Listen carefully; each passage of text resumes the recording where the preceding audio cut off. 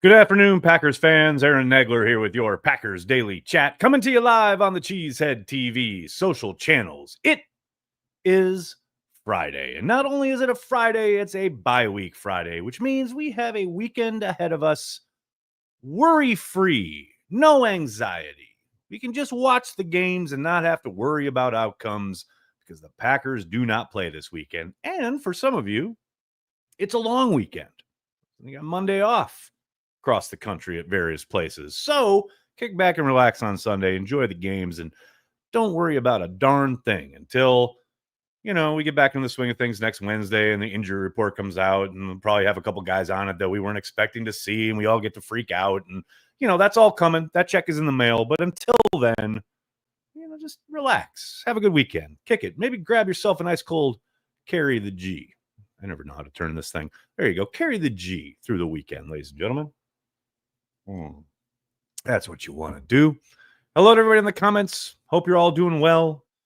Ooh, it's almost Bears week. That's right. We're just a few short days away from it being Bears week. I love Bears week, because you get to remind Bears fans of all that shit that they talked all summer long. And they do talk shit all summer long, each and every summer.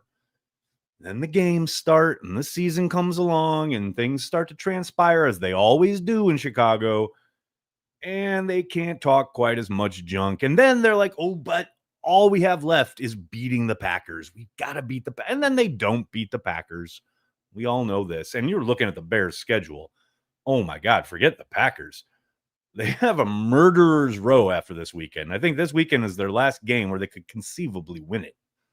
The rest of them look like big fat L's to me. They play the rest of the division. They have the Lions twice, Vikings twice. They got the 49ers thrown in there. Good luck, boys. Hope you enjoy that Patriots game. Whoo, baby. So, hug a Bears fan this weekend because they're going to need it. And then it's Bears week.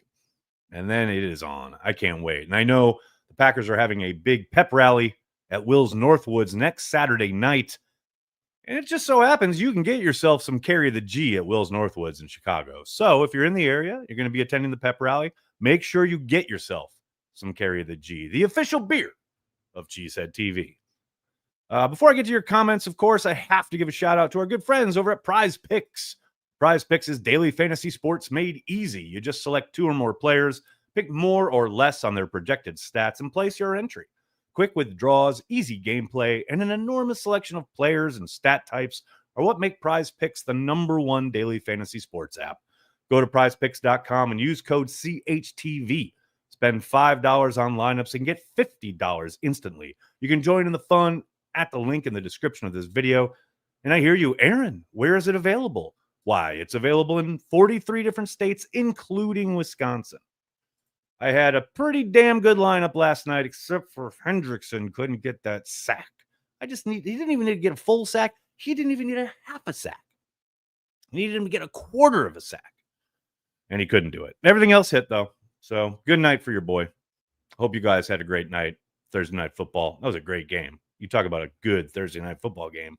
Holy Toledo. Good stuff. What's going on, folks? We got Craig starting us off with a super chat. What's going on, man? Nags, what games you going to watch? It's a good question. I always watch the division games. So, whenever and whoever, Vikings, Lions, Bears, definitely be tuned in for those. Along with that, I'm not sure. I haven't looked too much at the lineups yet. Obviously, I'll be up bright and early for the Premier League, which means I'll probably also have Giants, Panthers on bright and early Sunday morning. Can't believe we're sending that overseas, but here we are. God bless Munich. They're going to need it. The Bears can lose every week forever. I'm down with that. I am ready. Oh, I love these. We don't even have a handle, no picture, no name even. It's just Facebook user. Well, Facebook user, is Hercules ready for prime time now that Preston is gone? Well, we talked about that a couple days ago, and he's going to have to be. He's certainly going to start seeing a lot more playing time. That said, I haven't seen anything to indicate he's going to suddenly turn it on. Now, maybe he does, but I'm very much looking for more production from the likes of Kingsley Enagbare, Aaron Mosby, maybe even Brenton Cox Jr. if he's able to get dressed for these games. But yeah, Lucas Van Ness, it has been hard to watch. And that's being charitable, I would say. That doesn't mean he can't do it. Doesn't mean he couldn't round into shape at some point. Maybe he starts figuring things out, develops a pass rush move or two down the stretch here and surprises us all. But I'm going to tell you right now, it doesn't look good. It doesn't look promising. But I've been surprised before. So we shall see. Buddha. I really hope that Tucker Kraft did not see that Saquon Barkley reverse hurdle. Not only did he see it, he was like, I will do something even more amazing. Mr. Hurdling of players himself.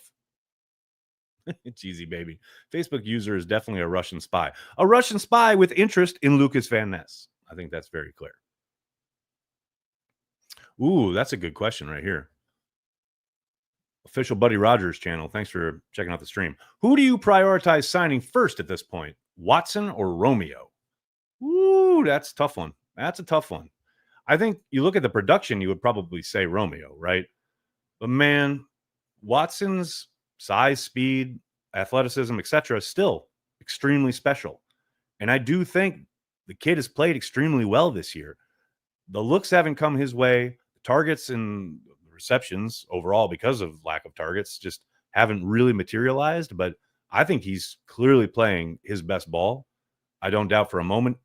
When you look at the All-22, he's running some really great routes. A lot of times they're trying to hit him on deep stuff that just isn't able to kind of materialize, oftentimes because of the protection or somebody else is open and Love hits him underneath, etc. But I don't doubt for a moment that, his time will come. There's way too much continued upside there. Whereas you look at Romeo, yeah, he has certainly got the quarterback's eyes, right? There's no doubt that when things break down, more often than not, Love is looking for Romeo.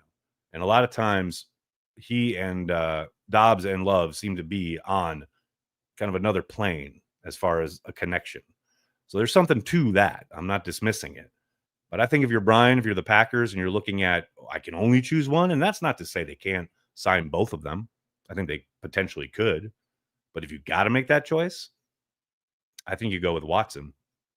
Especially, I didn't even talk about the fact that, he went, 3 games there at the start of the year, especially coming off the games that Malik Willis started, where he barely got any targets. No complaints, did his business, blocked his ass off in those games, especially that Colts game. No drama, nothing. With Dobbs, yes, it's certainly been productive since the suspension, but you do have the suspension. You do have the fact that the man didn't show up for practice 2 days in a row. And obviously we're past that now, and that is certainly, hopefully, water under the bridge, so to speak, at least for this season. But if you're the general manager, you're a personnel person, and you're thinking, where do I invest long term? I don't know, man. It's hard for me to sit here and say, yeah, definitely sink that into Romeo as opposed to Watson. That's just me. That's just how I look at it. I'm sure everyone else in the chat and probably the Packers will feel differently. Jeezy baby, what's going on, man? What was the better play? Barkley reverse hurdle or Jerome Simpson flip into touch with a 9.8 landing? Tape of LVN promising or nothing to build on? I think the Barkley reverse hurdle is one of the most amazing things I've ever seen on a football field. As for tape on LVN, is it promising? No. That's kind of what I was talking about. It's hard to watch at times. It looks like a young man who has very little when it comes to a plan on how to rush the passer. And I don't see him setting things up to try and counter later on in the games. Now, hopefully, maybe because he'll be getting more playing time, and we've kind of saw the first blush of that against the Lions, maybe some of that will come along, right? Maybe he will be able to set guys up and get a counter off of whatever he's trying early in these contests. But right now, it's stiff hips. It's trying to get the edge and not being able to, easily washed out by pedestrian tackles, let alone the good tackles. Yeah, no, not a lot of promise there at the moment. Now, again, young player, third defense in as many years, being asked to do different things than he was last year. I get all that. Hopefully, the switch gets flipped here at some point. But right now, again, doesn't look promising. Joe, is Reberovich's job in jeopardy after the season? I don't think so. The only one who can answer that is Matt LaFleur, but you can only work with what you got. You know, at some point, the players have to do it. And it's also his first year in town. I don't think for a second that his job is in jeopardy. New York Cheesehead. I read Anders sign with the Jets. Poor kid. Yeah, Anders Carlson on the practice squad of the New York Jets. He and Aaron can swap Green Bay stories. Good times.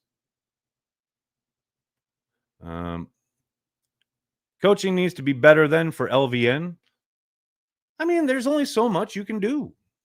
I mean, yeah, sure, you would like to see him start to develop, but this is a different staff than it was last year, and he looks pretty much like he looked last year.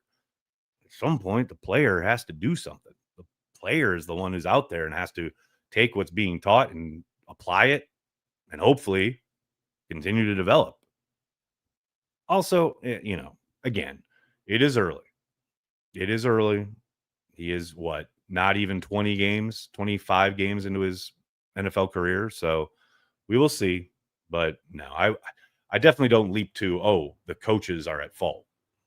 Like the player has to do something.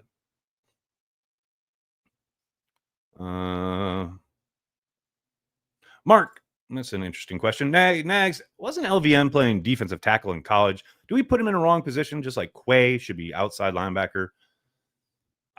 No, I wouldn't say he was strictly a defensive tackle. He did play at times inside, certainly.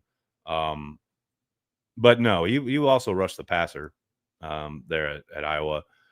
I don't think he's being played out of position, not like Quay is. Certainly Quay is being asked to play inside and probably should be playing Will, but I don't see that as a similar scenario. Craig, thank you for the super chat. Greatly appreciated, man. Thanks for the support. Hoping that the bye week gets us healthy for a second half of the season run. Aside from reducing dumb throws from Jordan Love, what is the one key improvement needed on O and on D for the rest of the year? Well, on offense, it's super simple. Stop jumping when the quarterback is in the middle of his cadence. Hold your water. These pre-snap penalties, they're, if not leading the league, they're in the top 5 in the league of pre-snap penalties, which are absolutely decimating drives, and particularly in the red zone, it is killing them. It is absolutely killing them. On defense, it's what we've been talking about. They have to figure out a way to get pressure on the quarterback without having to resort to sending numbers. There's only so much kind of simulated pressure that an athlete can do, especially against certain teams. At some point, these guys up front, and hopefully it is some of these younger guys who are going to get more opportunities here down the stretch, they can turn it on and bring something to the party. Because right now, that is a glaring issue on defense. No question about it. Dennis, I like it. Are we just going to ignore the long snapper situation? Yeah, why not? The Packers do. I mean, they've given no indication that they have any plans to make a move there. So we'll continue to live with those snaps that are sometimes errant. I will say, though, I'm glad you brought this up because, yes, are there some off the mark snaps? No doubt. Are there snaps that you'd like to see be a little bit better? Yeah, no question about it. But people make it out to be like, oh, Orzek's putting it everywhere. Like it's over his head or whatever. And it's like, okay, it's here. It's on his shoulder. All right, you can bring it down, set it, kick the fucking ball, and go. Yeah, it's not like he's spraying it like 5 feet wide of the mark. People make it sound like, I'm not saying you're saying this, Dennis, but people make it sound like he's looking like Elton Jenkins at center out there. Like I think people need to calm down just a little bit on the long snapping stuff.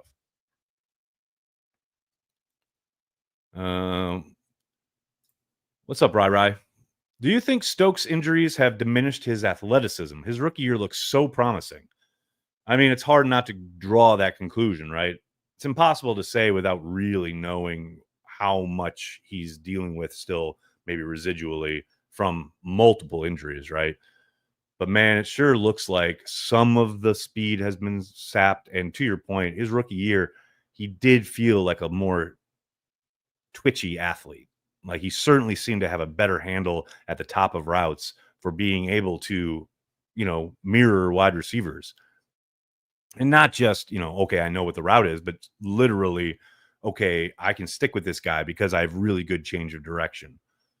A lot of that seems to have disappeared. And I don't know, man. I don't know if it's what he's being asked to do in the scheme, if possibly he's struggling there. Maybe it's a combination. But yes, I would suspect that the injuries have played a part there. I think it's hard to deny that. Sideline report. That's a big call there, buddy. Caleb Williams will never beat the Packers. Never?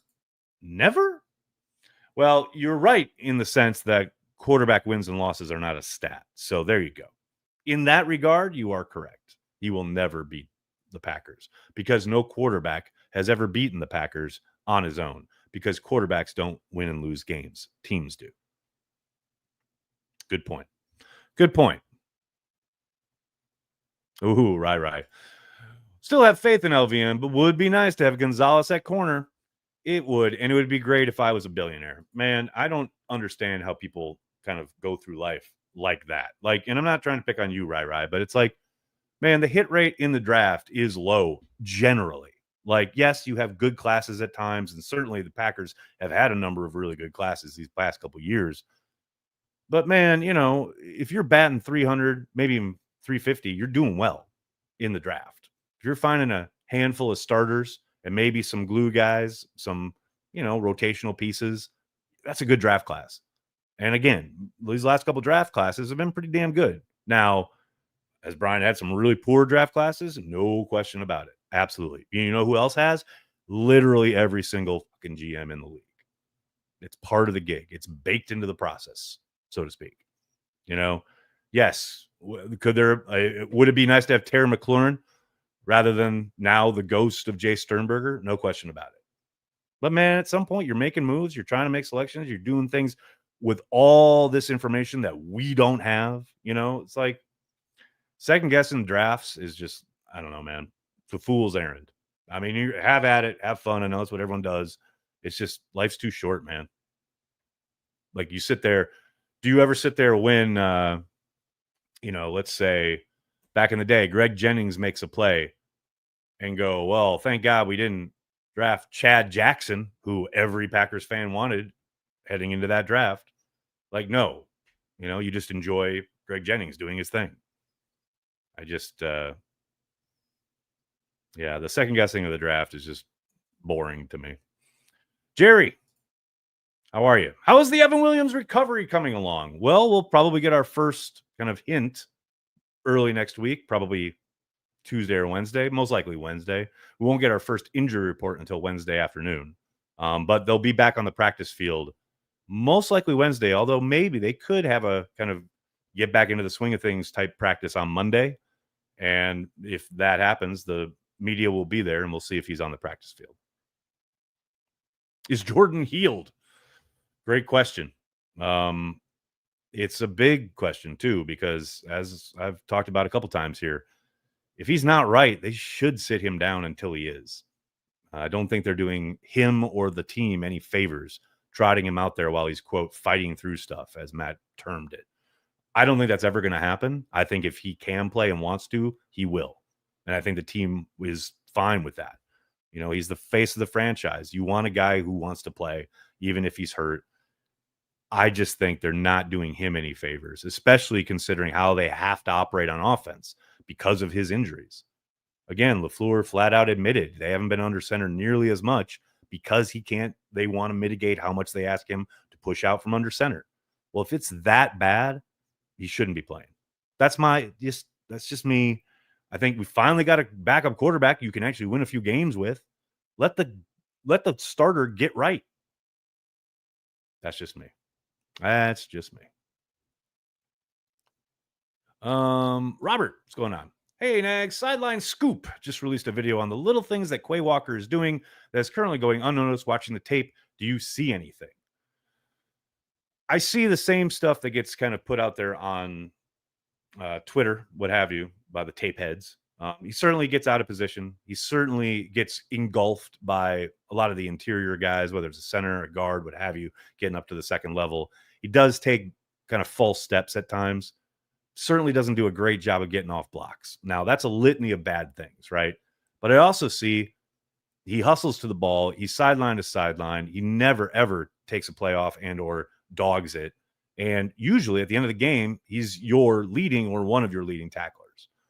I don't think he's a superstar. I don't think he ever will be, especially playing at the mic. But I've seen a lot worse than Quay Walker, and you can win with Quay. That's what I've always said, and I'll continue to say. The tape can be unkind, though. No doubt about it. Very much agreed. What else we got here? Thoughts on honors to the Jets? Well, I talked about that at the start. Watt was injury prone coming out. Oh my God, are we doing the Watt thing? Oh, I can't do it. It's Friday, people. Life is too short. Nope, I'm out. All right. I'm kidding. Yes, how is Josh Myers doing? I swear to value him more going forward. Yeah, I kind of joked about that on Transplants on Wednesday night. Maybe a little bit more appreciation for Josh Myers out there. Watching those, essentially having a drive destroyed because your center can't get the ball back to the quarterback. Kind of important, right? But yes, no, there's no word yet on Josh. Hopefully, again, get on that backside of that bye weekend, get back out on the practice field. Hopefully, maybe Monday, but definitely by Wednesday, we'll have an idea of where he's headed health-wise. All right, everybody, I'm going to have to get going. I cannot thank you enough for hanging out, talking Packers each and every day, Monday through Friday, right here on the Cheesehead TV social channels. Please do me a monster favor. Hit like on the video, subscribe to the channel, and tell your friends and tell your family. Cheesehead TV, we are devoted to Green Bay Packers fans worldwide. Thanks a lot, everybody. Have a great weekend. Go Pack Go.